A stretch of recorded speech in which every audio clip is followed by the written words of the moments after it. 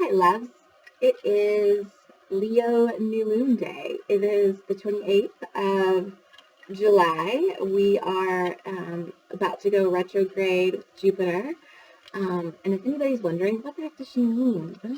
What are these words she speaks?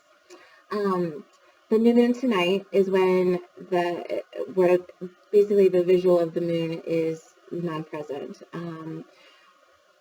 Things happen between the moon and the sun, and our visual of the moon, and when the moon is full, we see the fullness, we see the round bright light that is the moon. When it's a new moon, it's the opposite. It's we don't see anything, and so that indicates a building of energy. It's like the start of something, and so that's why we talk about manifestations during new moons, and really starting new things and creating new things and being in flow and all of those. So retrograde, when Jupiter goes retrograde, with any planet goes retrograde, it's an optical illusion.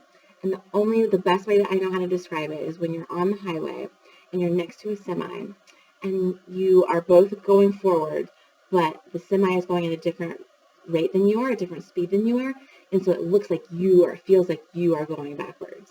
It's an optical illusion. No one's really going backwards. Nothing is changing direction. It just feels like and looks like an illusion that Jupiter is going to go backwards for a little while. Really, I've read through November. I also read through the first of the year, so I don't know.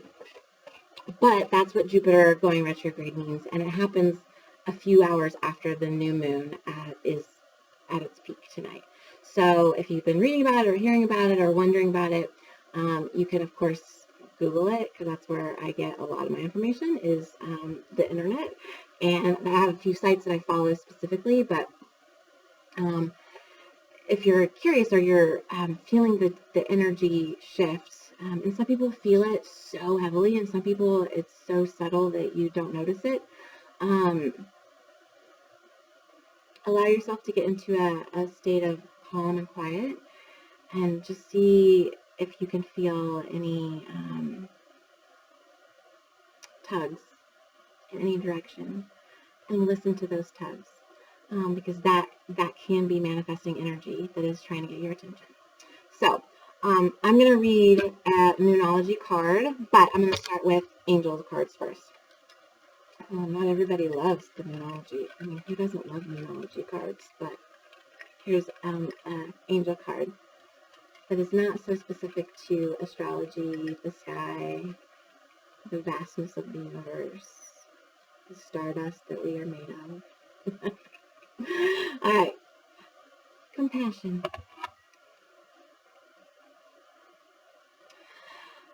The word for the day is compassion.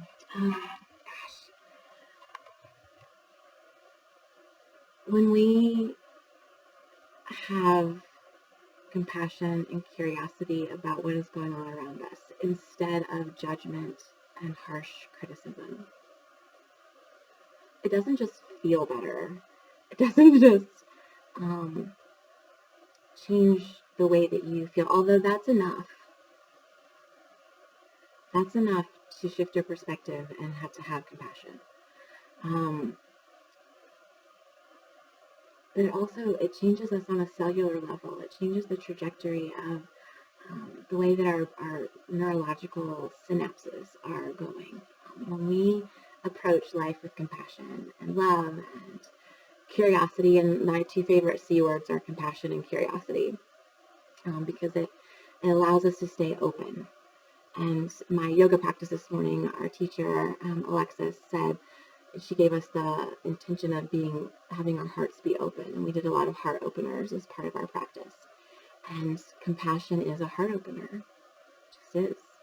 And so when your heart is open, things flow in and out. You are in flow more easily, and you don't get caught up or stuck as much as you might if you are sitting in a place of judgment.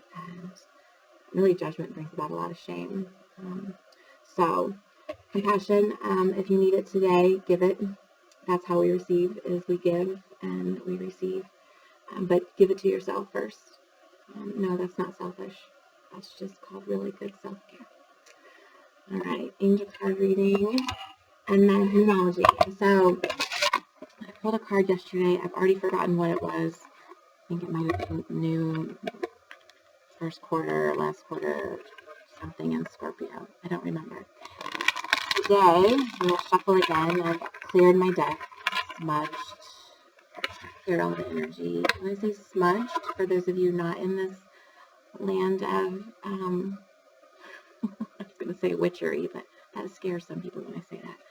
I'm going to say it. In this land of witchery, I take the sage and I burn it. And I let it go all around. And I let it cleanse my deck. And I let it cleanse the space around me. And there's actually science, not just weirdo woo-woo beliefs, but there's science that sage is antimicrobial and antibacterial. And so, there you go, sage. And I call it smudge. You can call it whatever. All right, shuffling, reading a card to give us some inspiration and focus for this new moon in Leo and this Jupiter going retrograde. Last quarter moon in Gemini. Clear your mind. All right, let's do it. Last quarter moon in Gemini. Flip right to it. Fretting is a sweet sounding word for feeling anxious. Drawing this card suggests that you or someone close to you is fretting. As you already know, this won't help you to move closer to your goal, as it means you're directing thoughts and energy into what you don't want rather than what you do want. Deliberately manifesting a goal comes from a happy place where you feel good, so focus on making a list of your concerns and then talk them through to clear your mind. This is far more likely to bring good results. Manifesting mix. While racing thoughts can be problematic, getting stuck in repetitive thought patterns isn't any good either. Find a balance. While racing thoughts can be problematic, getting stuck in repetitive thought patterns isn't any good either. Find a balance here. Manifesting mindset. Getting into a negative rut messes badly with your manifesting ability. So manifestation, Lee and I actually did a podcast about manifestation. I think it was this week's. And energetically, we're all energetic beings, and how can we get ourselves in alignment so that what we're manifesting is what we really want. And it mentioned that earlier. When we think about things we don't want, we end up drawing that energy to us. When we think about things we do want, we draw that energy to us. So what you think about matters. Getting into a negative rut messes badly with our manifesting ability. Turn that frown upside down. And not to oversimplify it, because I think that sometimes we can oversimplify and also overcomplicate all of life. But if you are able to, for a moment, shift into a place of compassion and shift into a place of gratitude, that essentially is turning that frown upside down. And what we think about, our thoughts turn into things. We attract like energy. Our vibe attracts our tribe. What we're putting out there is what we are getting back. And so if you look around you and you are surrounded by a bunch of negative Nancys, you might want to take a look at your energy. And if you too are being negative, if you look around and you are surrounded by people who are just struggling and just always talking about how hard stuff is and everything is breaking and there's just all the negative, you might take a look at where your thoughts are generating similar energy. Clearing your mind, which is the message for this card, is really a great way. Meditation is a great way to get your mind clear so that you can manifest the things that you're truly in line with. Otherwise, it's just noise, it's just clutter, it's just stuff banging around. So I invite you, as you head into tonight's new moon, as Jupiter goes retrograde, as the sun continues to rise and set each day, you too can come up with practices and rituals and habits that lead you to a higher vibration and a higher manifestation, because I want that for you. Most people want that for themselves.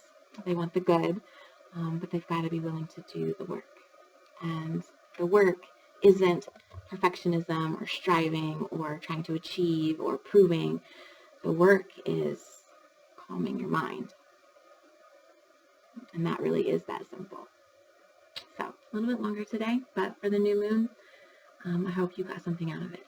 All right. Love and light. See you next time.